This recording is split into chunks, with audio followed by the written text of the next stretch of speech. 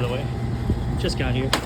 Just walked on. This is the unit on the back porch. Again, no clearance. Oh yeah, definitely use this one. Ugh, these coils.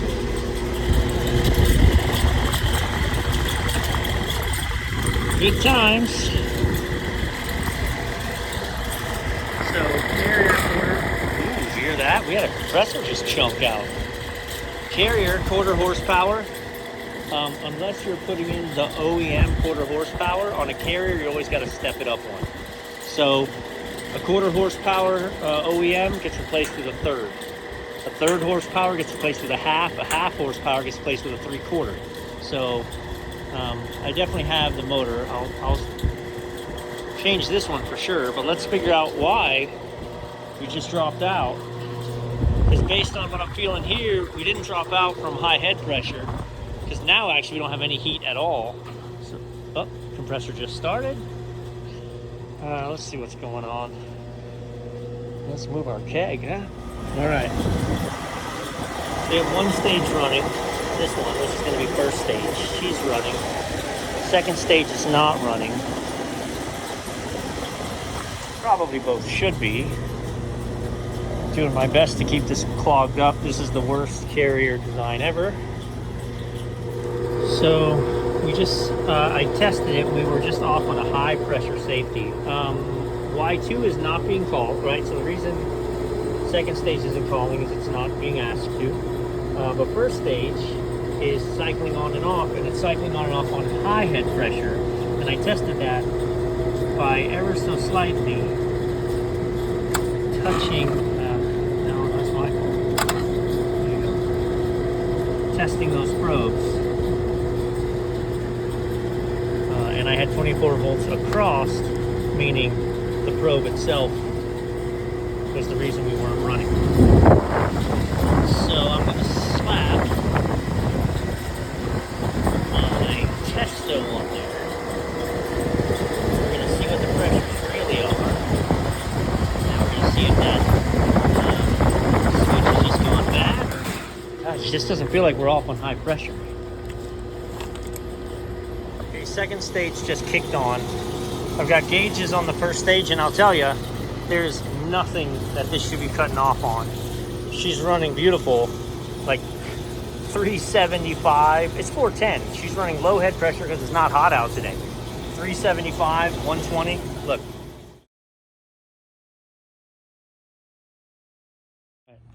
I have the posi lock, so it bolts onto the hub, and then that pulls. We're just going to put this on here and spin it. She should take her right off. So this motor that's been running the whole same amount of time, 140. This motor, 180. She's a little toasty. Okay, so here's the thing to watch for. I thought about doing this a couple different ways. So this is a 4-wire fan. The bigger thing is, so this new fan motor, this runs on a 7.5 microfarad capacitor, and the old one ran on a 10. Not only was it a 10, I'm sitting up here on the unit, so we'll reach over and see. It was a 10-10. It was one to each motor.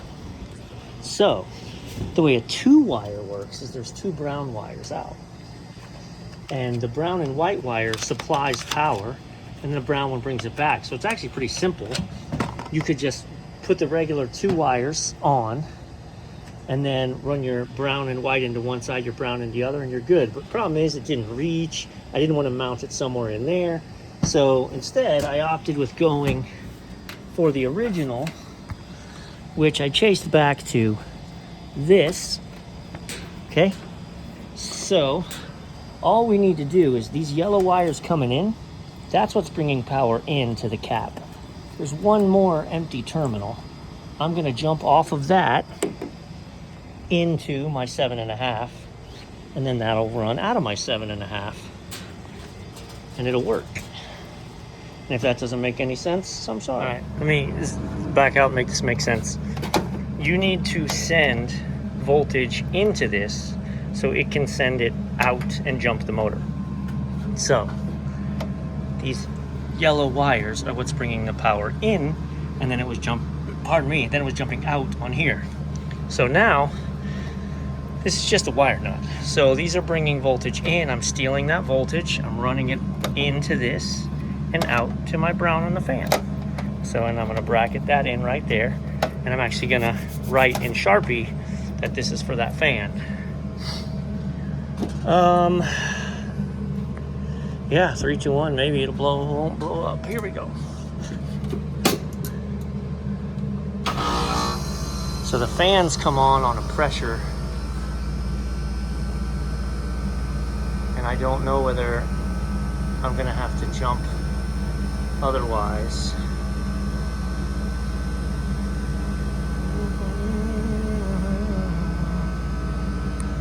Stand by.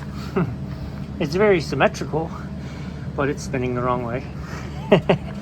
Yeah, so this is why we leave these on the outside at first, because when you rotate these, you get your rotation inverted. All right, now we're spinning.